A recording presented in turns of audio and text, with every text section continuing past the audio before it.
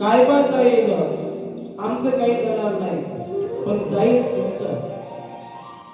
तुमचं केलं नाही पाहिजे म्हणून आमचं तुम्हाला सांगणार दादा. 7 पिढ्याची गणी. अरे आपल्याला भगवंताने एवढं मागायचं, केवढं? साई मुझे इतना दे, साई मुझे इतना दे, जहां में कुटुंब समाए, मैं भी भूखा न रहूं, साधू न भूखा जाए. एवढं मागा ना. हा, एवढं जर मागितलं ना तुम्ही, साई हे ईश्वरा मुझे इतना दे, इतना जहां में कुटुंब समाए, त्याच्यामध्ये माझ्या कुटुंबाचं पालन पोषण होत असेल. जहां में कुटुंब समाए, साधू न भूखा जाए. साधू जर माझ्या घरी आला ना, तो उपाशी नाही गेला पाहिजे, एवढं दे फक्त. पण नाही, आपलं तसं नाही मागणं. नाही देवा, आमचं वाया गेलं तरी चालेल, पण मोठा डल्ला दे. बाकी उपाशी मेले तरी चालेल, पण आम्हाला त्याचं घेणं देणं नाही, पण मोठा डल्ला दे, एवढा मोठा. अशी भावना आहे आपली. एका जणाला कधी लॉटरी लागली, शेजाऱ्याला लॉटरी लागली, आणि शेजाऱ्याला लॉटरी लागली तर त्याचा एक शेजारी पेढे वाटून राहिला. घ्या पेढे, घ्या भाऊ पेढे, घ्या भाऊ पेढे. मी म्हटलं काय कशाचे पेढे? तो म्हणे शेजाऱ्याला लॉटरी लागली. वाह, शेजाऱ्याला लॉटरी लागली आणि तुम्ही पेढे वाटत आहे, किती वा वा, काय म्हणावं याला आता. बढिया. मी म्हटलं शेजाऱ्याला लॉटरी लागली, तुम्ही पेढे वाटून राहिले. नाही म्हणे, शेजाऱ्याला लॉटरी लागली पण त्याची लॉटरीची तिकीट हरपली, त्याची पेढे वाटत आहोत म्हणे. इथपर्यंत राहते मजल आहे आपली. काय दुसऱ्याचं भलं करू आपण, नाही का? त्याचं म्हणजे दुसऱ्याच्या याच्यामध्ये. आता एका जणाचं काय झालं, एसटीनं चालला होता, आपण सुख कुठं बघतो बघा. आपण दुसऱ्याच्या नुकसानीमध्ये आपलं सुख दडलेलं असते. एसटीनं चालला तो, जाता जाता काय झालं, आता एसटी मध्ये जे गर्द्या असतात, गर्द्या करणारे तिथं साई एकच तेच फलकी देऊन ठेवतात, खिशे कापू पासून सावधान राहा. आपल्या नजरेस पडल्याबरोबर खिसा पाहिजे, चोरतीतच असतात. याला खिशाने इथं हात लावला का त्याला समजून जाते का याचे पैसे कुठं आहे, इथंच आहे.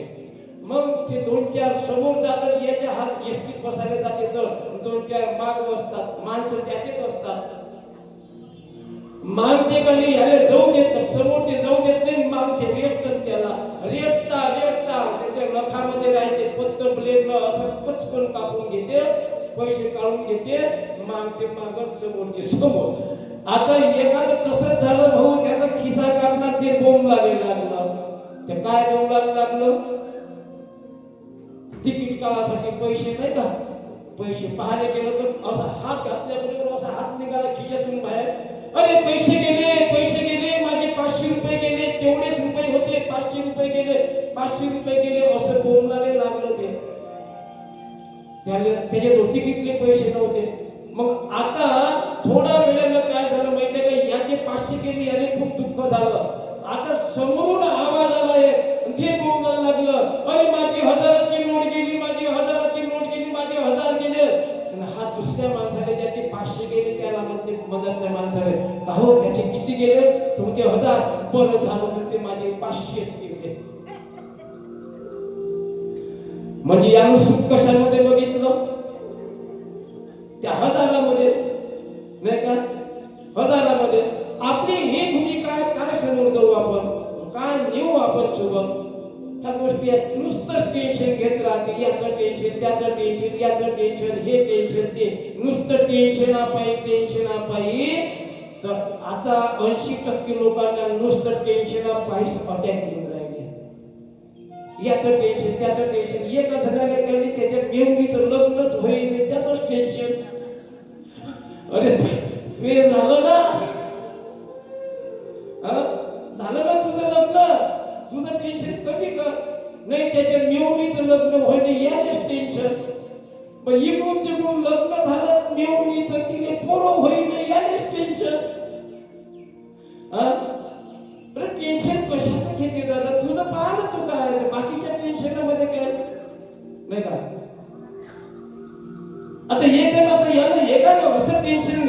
काय सांगू तुम्हाला, एकानं असं टेन्शन घेतलं, हे बाथरूम मध्ये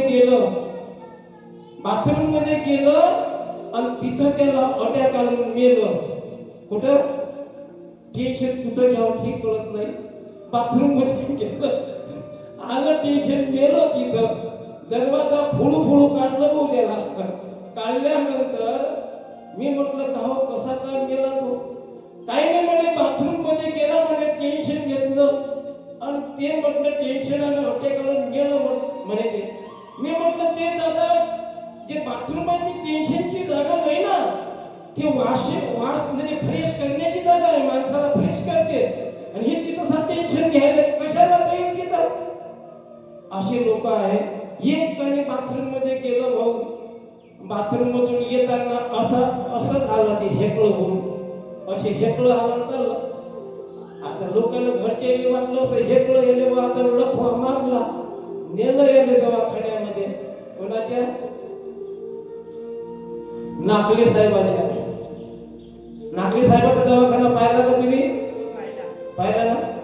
10 तुम्ही गेल्यानंतर तुम्हाला कॉफी पित असाल तर कॉफी, जेवढे वेळ सांगत असाल तेवढे वेळ, चहा पाहिजे असेल तर चहा, तिकीट फक्त 10 रुपये फी आहे. किती? 10 वेळा चहा पाजते तुम्हाला, नंबर लागेपर्यंत 10 रुपये घेते. इंजेक्शन द्यायचं असलं तर 20 रुपये घेते.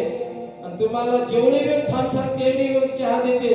त्याच्यात दवाखान्यात नेल्यानंतर येईनं टाकलं याच्यामध्ये, गाडीतून नेलं. सांगितलं डॉक्टर साहेबांना, डॉक्टर साहेब याला टेन्शन घेतलं म्हणे, याला काय लफवा गिफवा मारलं. आता ते नाकले साहेब तोचे म्हणजे आहेतच, हुशार आहे माणूस.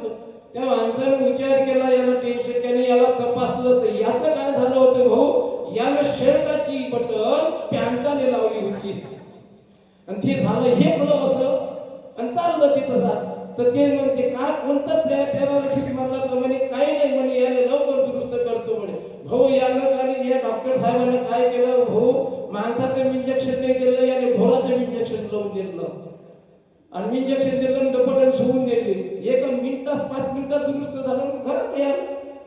असंही टेन्शन घेत असतात नाही, त्या प्रकारचे टेन्शन घेतात लोक. हे टेन्शन सोडून द्या, त्या टेन्शनापायी तर माणसाचं आयुष्य कमी होऊन राहिलं नाही का? टेन्शन घ्या ना. एखादं कोणी आपल्या घरात देवपूजा करत नसाल, त्याला प्रवृत्त करा, हे टेन्शन घ्या.